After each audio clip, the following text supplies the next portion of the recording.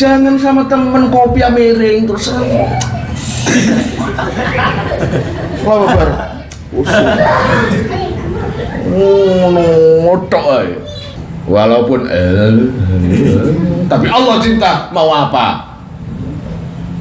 Kalau illallah, la ilaha illallah, lah nek Gusti Allah gregetan mau apa?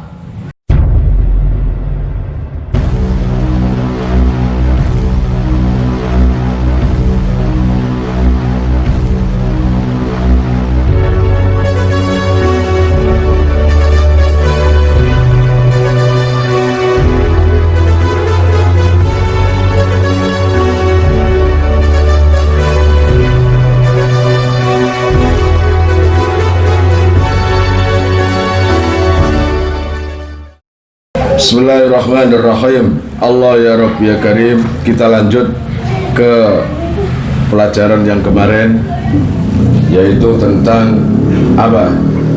Liku-liku para arifin, orang yang dicintai Allah ketika hidup di dunia dan mendapat pilihan oleh Allah, dua pilihan, penderitaan dan kebahagiaan, dan semua para arifin memilih penderitaan gitu. Lajir ini arah-arah sekolah itu penderitaan karena cinta. Di sini kasih pernah berbunga, tiada harum, tiada warna. Di sini cinta. Hafal kon, kurang istighfari kon. Ya, saya lanjut ya. Itu satu penderitaan. Kenapa kok mereka itu memilih derita? Karena di dalam penderitaan ternyata menyimpan satu hikmah, satu kebaikan yang tidak mungkin kalian dapat ketika masa bahagia. Lalu langkah bagi orang-orang arifin tersebut, di sini perintahnya wayuh sina donnahu, lan bagusake sapa si abdun donnahu ing penyanane abdun bihi kelawan Allah. Lalu langkah yang baik buat kita ketika menerima apapun dari Allah cuma satu, yaitu berprasangka baik. Ini yang sulit, ya tak? Ini sangat sulit. Berprasangka baik itu sulit, baik sama teman, sama keluarga, terlebih sama Allah, itu sangat sulit. Pernah itu siapa ditanya itu, siapa lupa saya itu, pokoknya orang mulia, orang agung, pernah ditanya, ya Umar, saya ini berjamaah setiap hari. Siapa yang bilang ya? Terus pokoknya omongannya apik lah. Saya ini berjamaah tiap hari. Beb, saya ini jamaah terus, wiritan juga terus, zikir juga terus, ngaji juga terus. Tapi kok masih miskin ya? Tapi kok tangan saya nggak pernah menerima duit miliatan, uang miliatan ya? Paling banter 100.000 ya, gitu. Kira-kira apa yang kurang, Beb? Itu dijawab, kamu itu kurangnya dua. Apa? Wajah dan pakaian. Rubah cara hidupmu, lanjutkan amalanmu, lanjutkan berjamaahmu, lanjutkan ngajimu, lanjutkan wiritanmu, tambah rubah sikapmu atau cara hidupmu. Gimana, Beb? Pertama,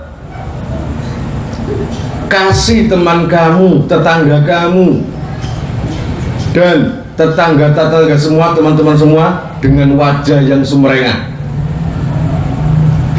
Kasih mereka itu wajah yang seakan-akan kamu habis mendapatkan duit. Kasih wajah yang seakan-akan kamu habis dicium pacarmu. Kasih mereka itu wajah yang terbaikmu. Wajah terbaik ketika kamu bahagia itu apa? Nomor dua, lepaskan pakaian burukmu. Saya nggak bicara tentang pakaian mahal, walaupun harganya cuma 50.000, kalau bersih, rapi, pakai. Kalau sekarang istilahnya setrikon, setrika dengan wajah yang sumringah, dengan wajah penuh senyuman, seakan-akan siapapun yang mendekati kamu akan merasa akrab, akan merasa memiliki kamu, akan merasa, akan ikut memikirkan kamu itu nanti. Lalu amalan kamu yang lama, berjamaah, ngaji, zikir, sholawat, lanjutkan.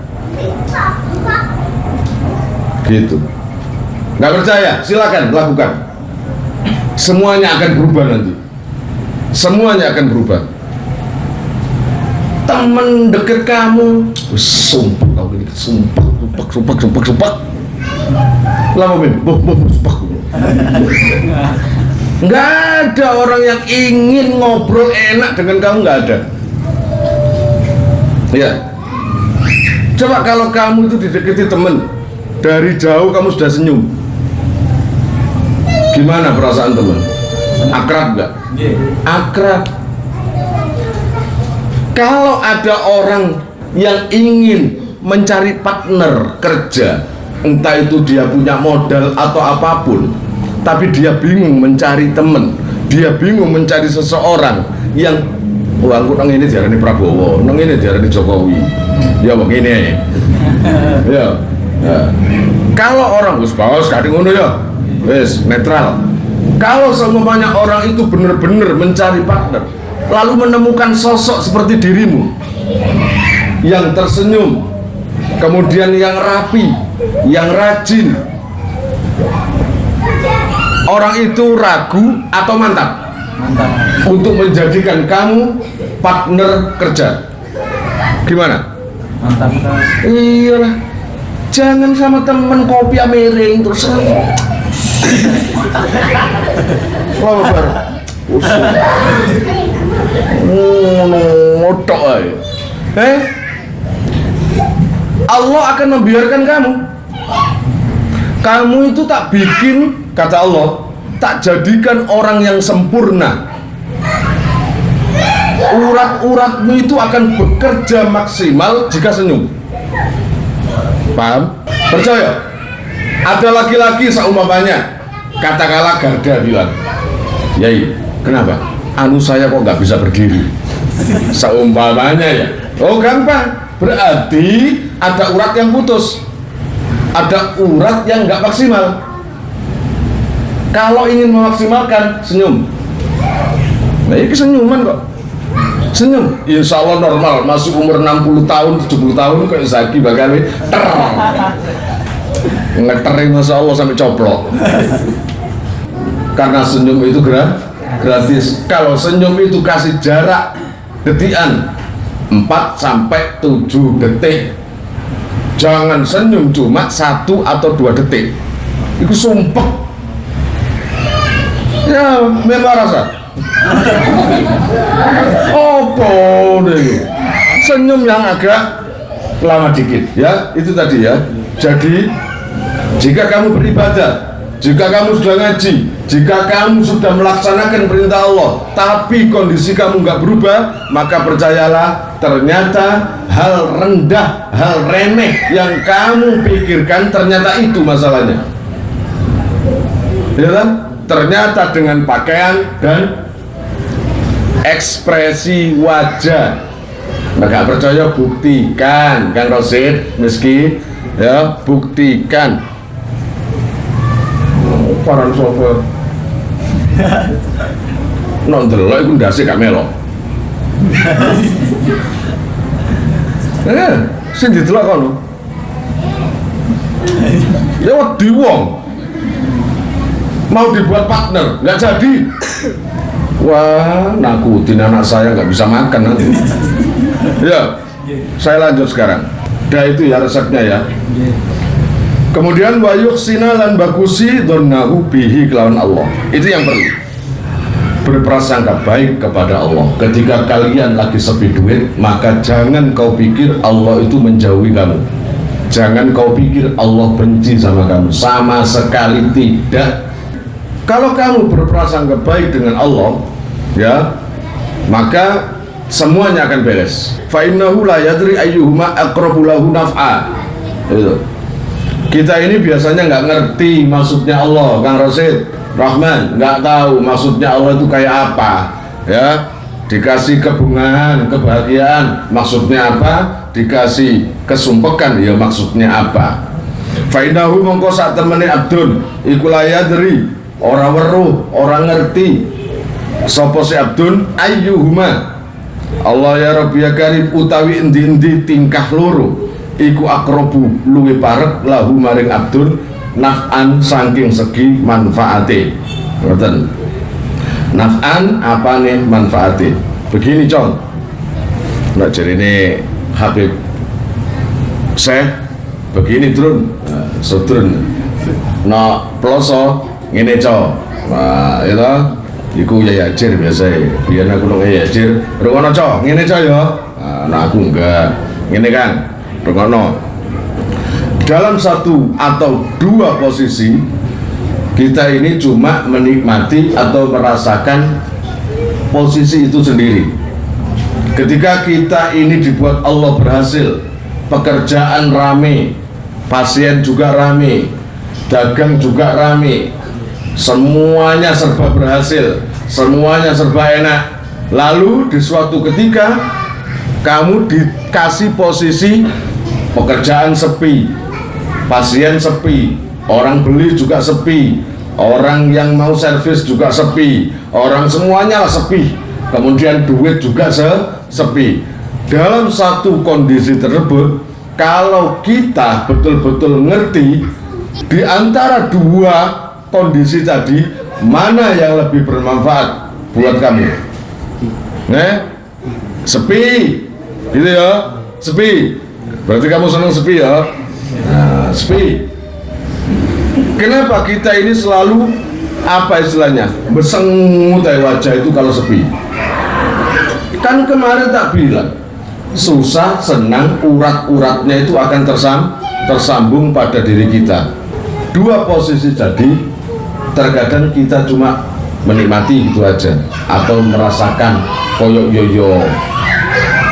Ternyata di antara dua kondisi tadi, ya, kalau kita teliti-teliti kita akan tahu salah satu posisi yang menguntungkan buat kita sesungguhnya ini ketika tingkah ramai, tingkah seneng, atau tingkah menderita.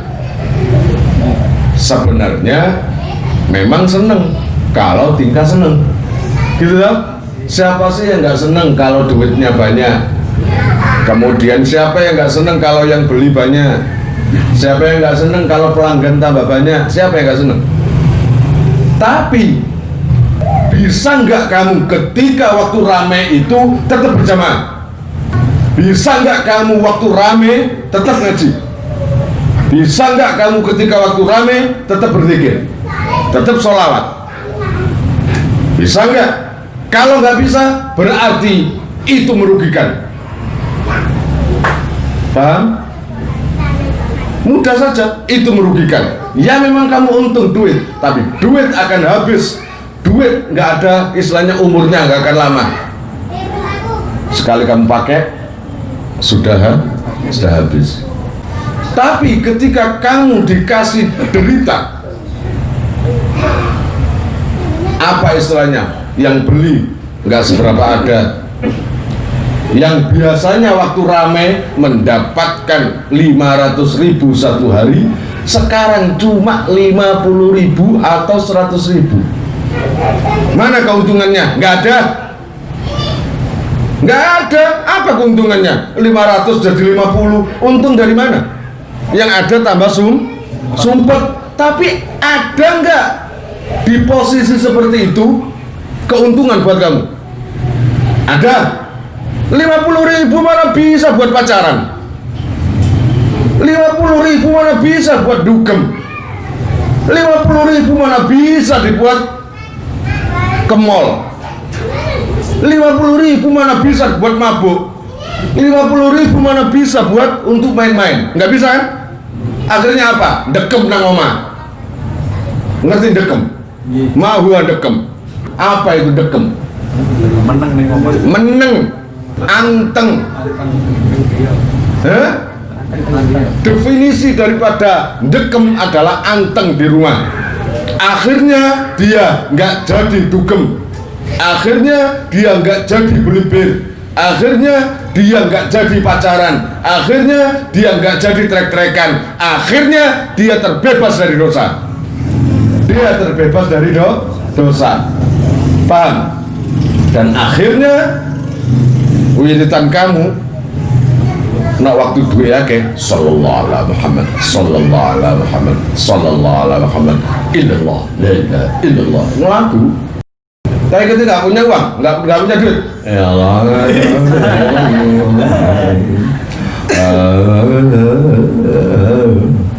Apa sebut-sebut illallah, la ilaha illallah, la ilaha illallah. Itu kanan kiri, sehingga beda.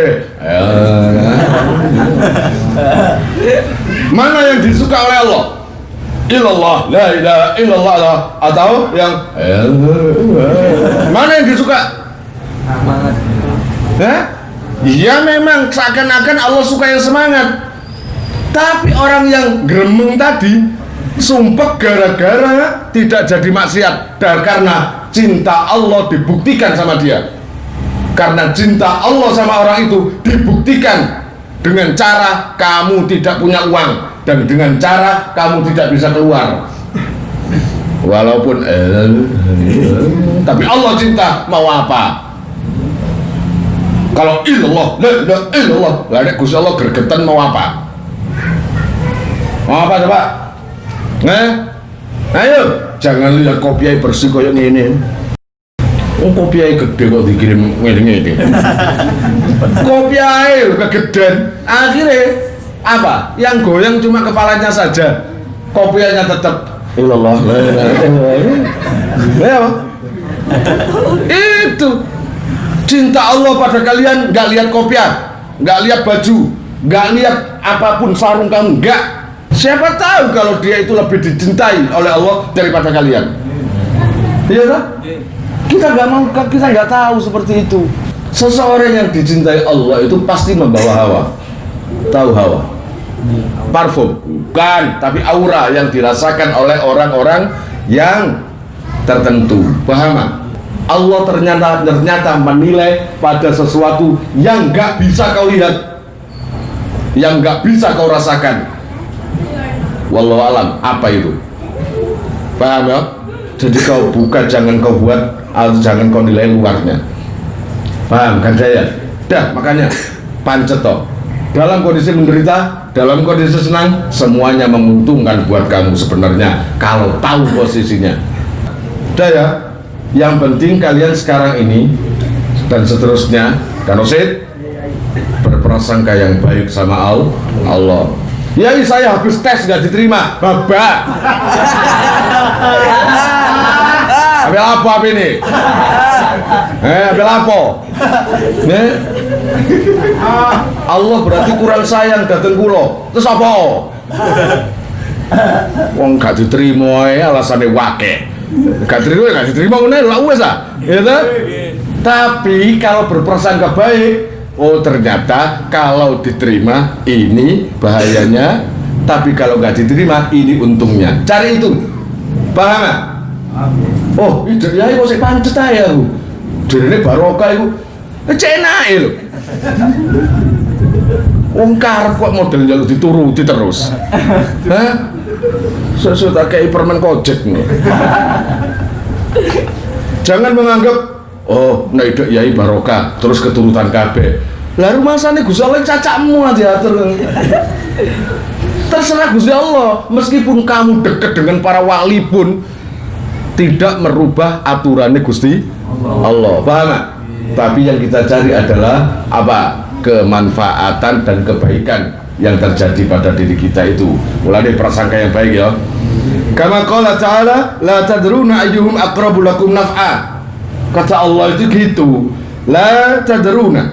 Kama qala kaya oleh wis ngendika sapa Allah taala, la tadruna ora padha weruh sira kabeh ayyuhum utawi endi-endi warosah nang kono iku akrabu luwe parek lakum maring sira kabeh apane naf'an kemanfaatane. Kamu nggak tahu ternyata kemanfaatannya itu yang kamu benci, ternyata di situ ada kemanfaatan.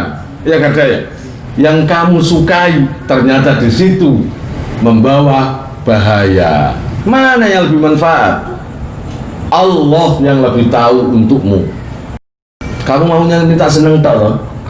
Ya, kamu mau bangun tidur ada jus, gitu. Ada yang mijet, perempuan 3, cantik-cantik, nggak berbusana. Wow, mencret Mamat.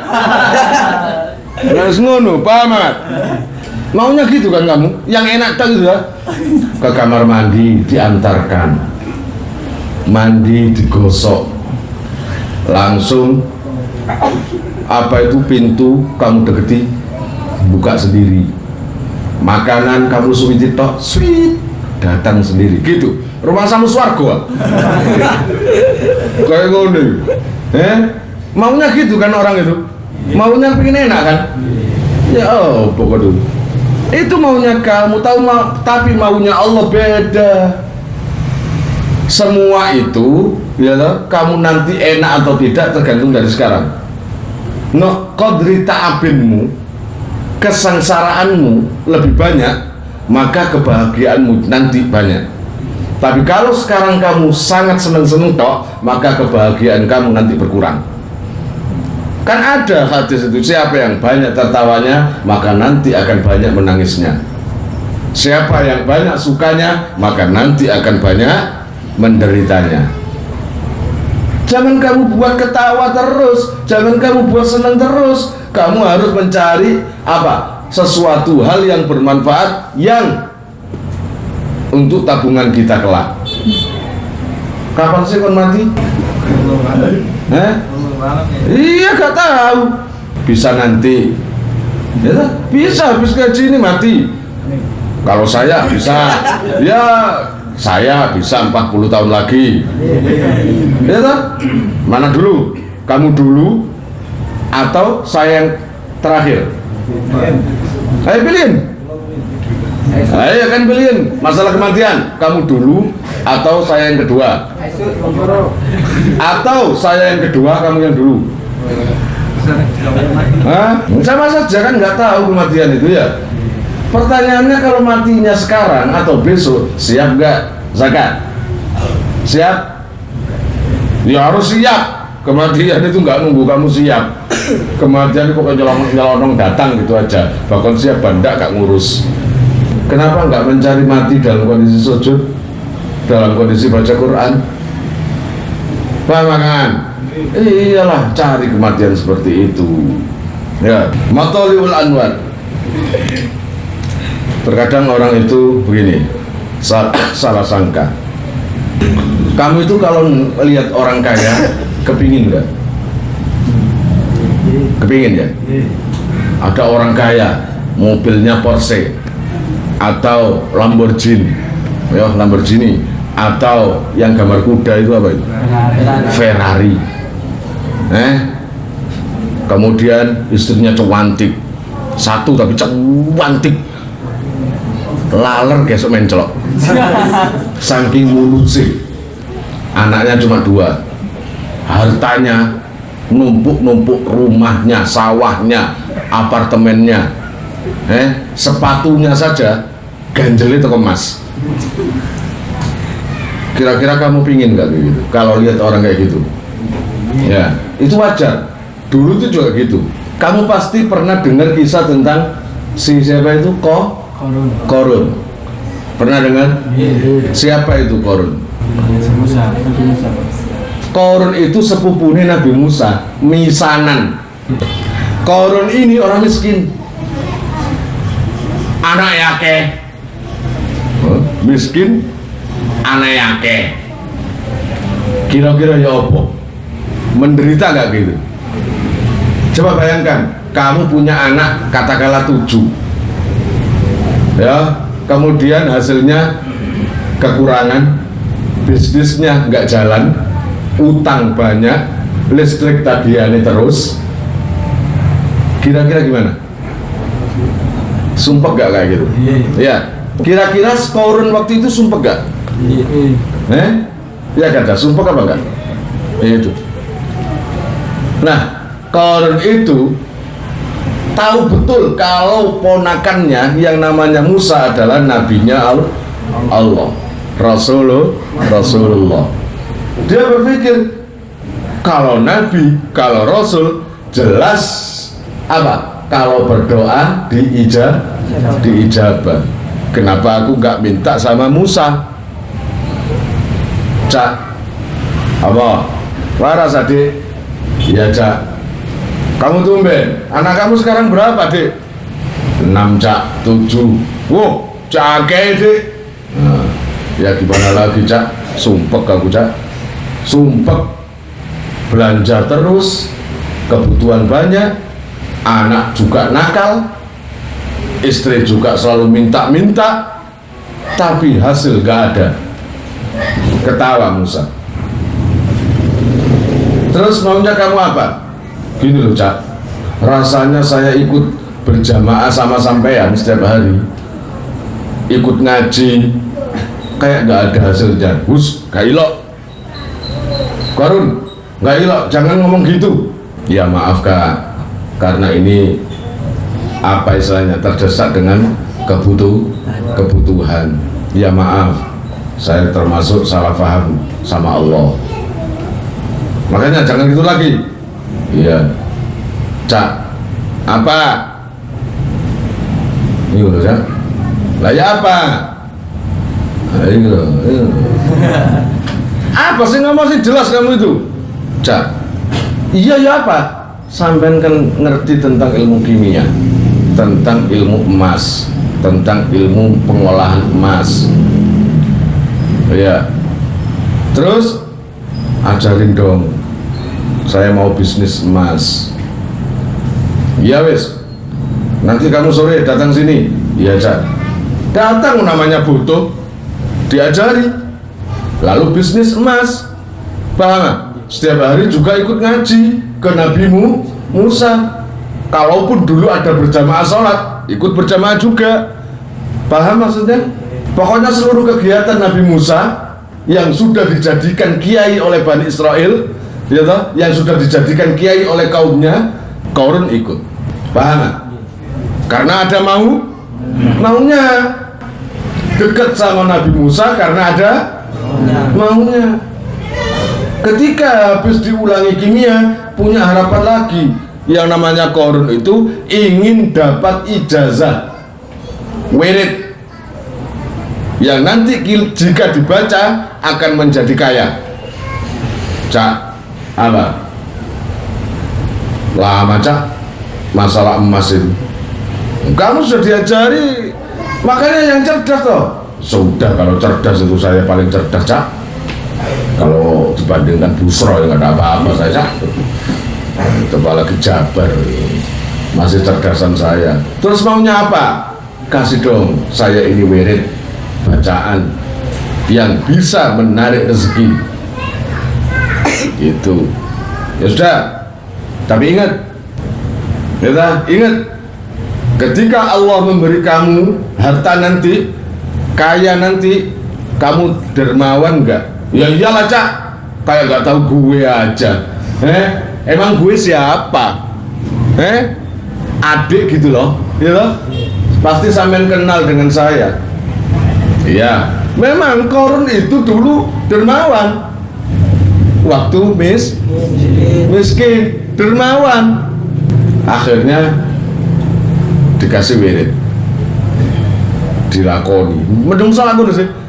Ngewirid masih 3 hari, masih seminggu. Cak, apa? Kok belum ada hasilnya lo? Ono sing ngono?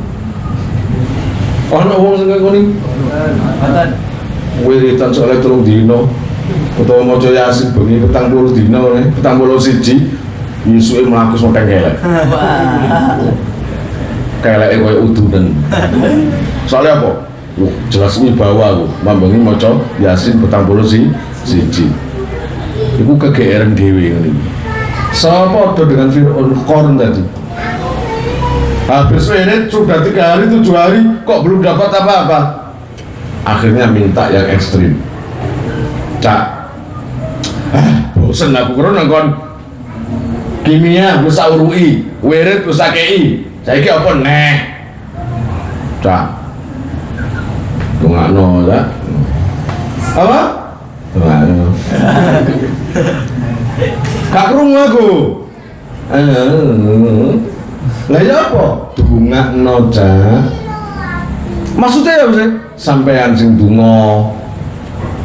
Sampean Nabi, sampean yang berdoa, sampean kan Rasulullah, sampean kan utusan Allah. Saya yakin 1.000.000% doa sampean akan diijabah. Kata Musa, ya kalau dijabah, kalau enggak, oh pasti dijabah, Cak. Enggak mungkin enggak.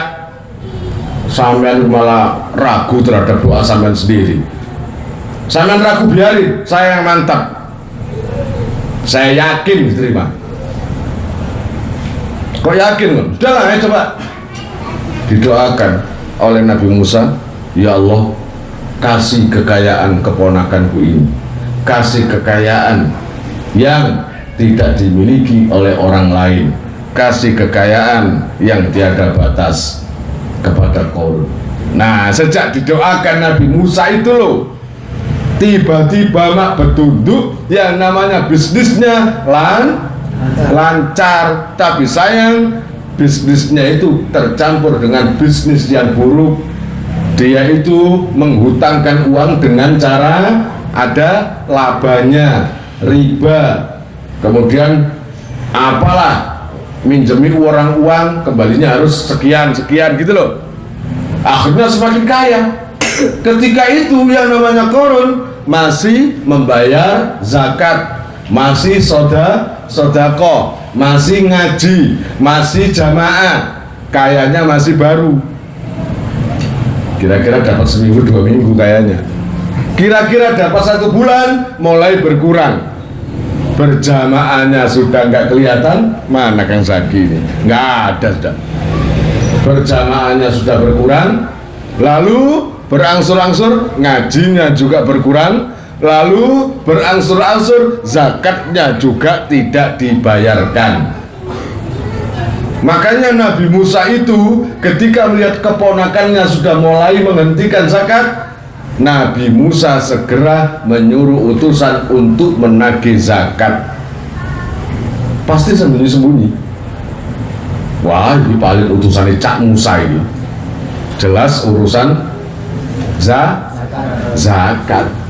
Uang no medit itu ditarik zakat kira-kira suweneng apa senidan? Ya apa kok? Ono anake jenenge Bambang. Bang, nggono Pak Lurah, warana gak ono Bang ya. Ayo. Bang ya, iya Pak. Oh, senidan. Sing iki kon bapak ya ngono. Ono Pak Lurah nggawa map biasa kan? Urunan atau bayar pajak. Assalamualaikum, Pak Tamim ada? Ini anaknya. Tadi katanya bapak disuruh bilang nggak ada. Apa doa lah? Gak pinter jenenge, ya enggak? Ya apa bapak yang besok di umum no. Ini tadi katanya bapak disuruh bilang nggak ada gitu. Dan akhirnya lambat laun yang namanya kekayaan Qarun itu sudah menjadi-jadi. Di dalam salah satu tafsir mengatakan gudang tempatnya uang itu ada 1000 gudang, dan itu isinya emas, perak, jemerut, uang, logam, 1000 gudang. Sehingga kuncinya saja, kunci lemari yang berisikan harta, kuncinya saja kalau dikumpulkan itu di bawah 10 orang dengan peti dan di atas onta. Itu kuncinya saja loh ya, bukan uangnya. Minimal kalau kamu punya satu kotak saja milik Qarun, kamu akan disebut miliarder. Cuma 1 kotak saja, ya enggak? 1 kotak bukan sampai 1 gudang, 1 kotak saja yang dulunya miskin akhirnya sekarang menjadi orang yang luar biasa kayanya. Kaget kan itu? Kaget, mulai orang itu biasa saja. Kemiskinan itu dinikmati aja, nanti berangsur sedikit akhirnya nggak sombong kan. Kalau tiba-tiba menjadi sombong akhirnya dimarahi oleh Musa, dimarahi mecowoco. Tanggopo, buat apa saya didik kamu kayak gitu? Kamu sudah dikasih kekayaan oleh Allah, kok sombong jadi gini? Bantah, Cak, yang enak kalau ngomong apa? Kekayaan ini murni dari tenaga saya, kekayaan ini murni dari jeripaya saya. Loh, wis lali nang Gusti Allah. Dia menganggap semuanya jeripayanya sendiri. Gitu. Akhirnya banyak orang yang mengeluh tentang kedoliman Qarun. Orang yang hutang nggak bisa bayar, maka kambingnya diambil, sapinya diambil, hartanya diambil, banyak. Akhirnya Nabi Musa sudah nggak betah lagi. Malam-malam Nabi Musa mendatangi rumahnya. Ada lagi. Karena habis dimarahi Nabi Musa, dia itu jengkel, dendam dengan Nabi Musa. Makanya jangan dendaman. Dia menyewa perempuan, lalu perempuan itu disuruh ngomong-ngomong ke masyarakat, habis tidur dengan Nabi Musa. Dibayar oleh Qarun, kamu harus ngaku ditiduri Nabi Musa, ditiduri cacakku. Kamu hidup berdua dengan cacak dalam rumah, kumpul kebo, karena dapat uang banyak, nurut. Masyarakat heboh, seluruh masyarakat semua mencibir terhadap Nabi Musa. Nabi kok ngono, katanya dicintai Allah, katanya kekasihnya Allah, tapi kok zina. Nabi Musa juga heran, kenapa sih orang-orang kok heran sama saya? Ternyata beliau sendiri mendengar bahwa katanya difitnah oleh Qarun, tidur dengan perempuan. Jengkel Nabi Musa.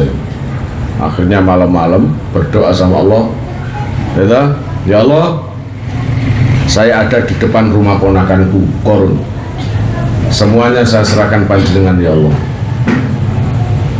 Akhirnya di depan rumah Qarun itu digaris dengan tongkatnya Nabi Musa. Lagi 3 kali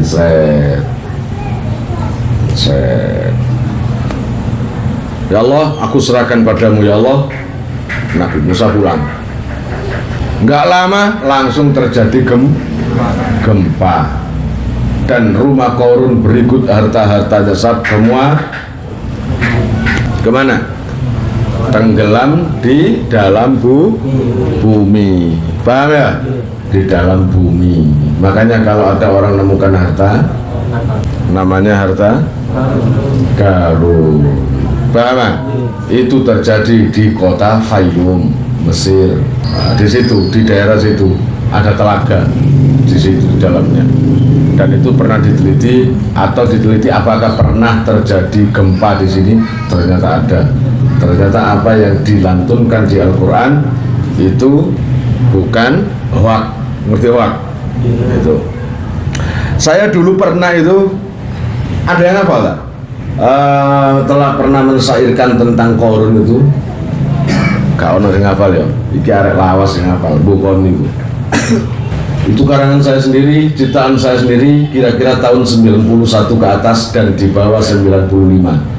Qad sami'tu biha ay hikayatan likauni Qaruna abital amwali faghrika fil ardi fi zamanihi Musa nabilah bi anna Qaruna fi la'natillah na'udzu billahi ya Qarunu fi nari jahannam qad alimta bi alfiha hatta al-ana anna hikayatan yaumu biha fil azmani ya aghniya kuntum fid darari. Mataliul anwari utawi metune pira-pira nur ai mawadi tuluin wa surukil anwar al maknawiyah, tegese pira-pira panggonane metune lan mencoronge pira-pira nur al maknawiyati kang bangsa maknawiyah. Wa hiya utawi anwar iku nujumul ilmi, pira-pira lentangi ilmu, wa akmarul ma'rifati lan pira-pira rembulane makrifat, wa samusut tauhidi lan pira-pira srengenge tauhid. Iku al-qulubu pira-pira ati, wal asraru lan pira-pira sir. Sinar yang sesungguhnya, cahaya yang sesungguhnya, ya toh, yang setiap hari keluar, yang bisa menghebohkan para makhluk di langit, yang bisa menghebohkan oleh orang-orang tertentu. Tidak semua orang melihat, adalah sinar hati yang ada ilmunya, yaitu Allah ya Rabbi ya Karim wa hiya nujumul ilmi. Itu adalah sinar bagi orang-orang yang mempunyai ilmu. Siapa sih yang gak suka dengan melihat Romo Kiai Abdul Karim Nirboyo? Siapa yang gak suka melihat Kiai Ma'ruf Kedunglo? Siapa yang gak suka melihat Romo Yai Zainuddin Jazuli, Romo Yai Nurul Huda Jazuli? Siapa yang gak suka melihat Romo para kiai-kiai sepuh yang punya pesantren yang alim-alim? Siapa yang gak suka? Ganteng? Enggak. Masih gantengan kamu kalau dilihat dari gantengnya, ya tak? Keren, masih keren kamu. Kamu kalau pakai celana jeans dengan sepatu yang pantofel yang agak tinggi, kemudian yang kayak koboi itu, yang belakangnya ada bintangnya itu, ya tak? Kemudian sabuknya ada gambar kudanya, kemudian pakai jaket, keren nggak kayak gitu?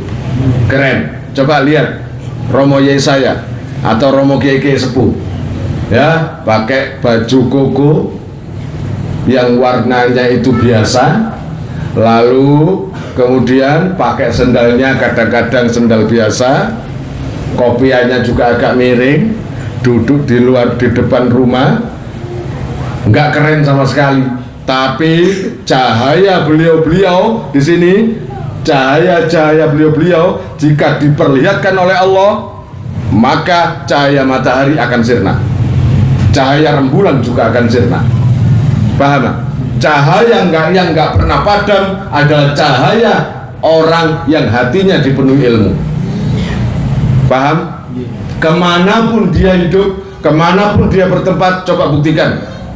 Ada hadis Nabi, orang yang berilmu dimanapun bumi yang dipijak, maka seakan seperti tempat kelahirannya sendiri. Nggak asing, karena di situ rezeki akan datang, karena di situ teman akan datang, karena di situ tempat kehidupan semakin datang. Coba kalau orang itu yang nggak berilmu, dimanapun juga kamu ditaruh, baik di Lamongan, baik di Probolinggo, baik di Surabaya, baik di Jakarta, baik dimanapun, maka akan menjadi tempat asing buat dirinya. Dimanapun juga akan menjadi tempat asing, namanya aja asing. Ya, keluar juga hati-hati, gitu tak? Mau ketemu orang harus apa istilahnya, jaga image. Ngerti jaga image, ya, biar nggak salah, biar nggak salah omong, serba kaku sampean. Tapi bagi orang yang berilmu itu jaminan memang. La sahiba ilmin mamkutun. Nggak ada ceritanya orang yang mempunyai ilmu disia-siakan. La sahiba ilmin mamkutun. Nggak ada ceritanya orang yang mempunyai ilmu dibenci Allah. Kalau maksiat, iya maksiat dosa, tapi nanti akan ditata oleh Allah, tobat pada akhirnya. Paham? Itulah kelebihan ilmu. Makanya nggak rugi kamu kalau datang ke sini mencari ilmu, sampai kapanpun cari ilmu, jangan bosan. Karena di situ cahayamu akan semakin keluar. Paham ya? Coba ya tadi orang yang punya ilmu, kamu pindah kemana? Ke Lamongan, ke Prayungan, atau ke Cilacap, atau ke Ponorogo. Jika orang berilmu, taruh di mana? Di Prayungan. Tapi kalau orang berilmu ditaruh di sana, nggak asing. Semua akan berbondong-bondong datang ke orang itu yang berilmu itu, ingin ngaji, ingin tanya-tanya, nggak asing walaupun ilmunya sedikit. Ngapain toh banyak-banyak, wong yang dibutuhkan zaman sekarang itu nggak banyak-banyak kok. Bisa Quran, bisa. Pak Busro, tolong dong, bisa nggak anak saya ngaji kesampean? Ngaji apa? Iqra, gitu aja. Pak Busro, bisa nggak ngajari tiba? Bisa. Ngapain? Makanya ngaji, gitu loh. Insya Allah cahayamu akan semakin apa?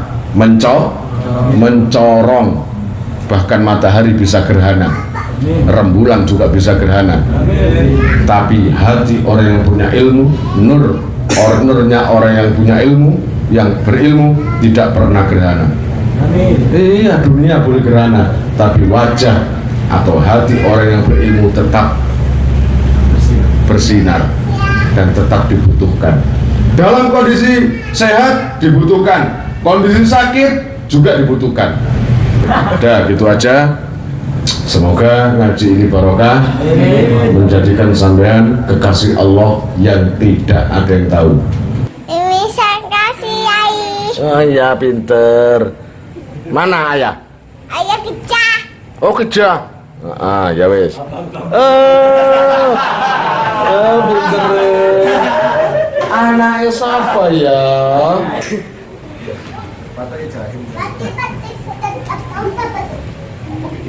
Karena disitu nggak mesem apa, Man? Alhamdulillah. Loh, Makdur. Iya. Apa? Mikir. Iki apa? Ngono. Aja ngalat. Ayo kono. Loh, Pak Hamzah. Alhamdulillah, monggo. Lucu nggak Hamzah? Adiknya pundi adiknya? Oh, nggih. Sinten iki namanya suku kula? Delok amat. Niki anyar ta? Nggih. Sinten nggih. Lala iki. Wong koyo ngene iki adune apa? Diapakno? Hah? Salto ya? Cek gayamu, Pak. Ayo kene, wetenge. Balane mana enggak? Balane mana enggak? Ganteng telatan. Ngarai kon head lho kok telat. Niki sinten namine? Bakhruddin Waru. Oh, alhamdulillah nggih. Alhamdulillah. Mboten napa? Manteng ngeteraken nyonya. Nggih, mboten napa. Aja dipadano kaya golongane arek-arek tak jewit niku aku. Seje niki sinten namine? Ibnu Waru nggih. Alhamdulillah nggih, muga-muga barokah. Oh, iki anak sapa ya? Ayo kana lungguh, Bang. Iki sinten iki? Rizky Kaliwaron. Kaliwaron. Pokoknya waktu nganggur melok wae ngaji ya. Ya saja sungkan-sungkan melok ae. Ya. Nggih, Bos. Sampeyan mriko. Ayo mangan lontong sik. Nggih.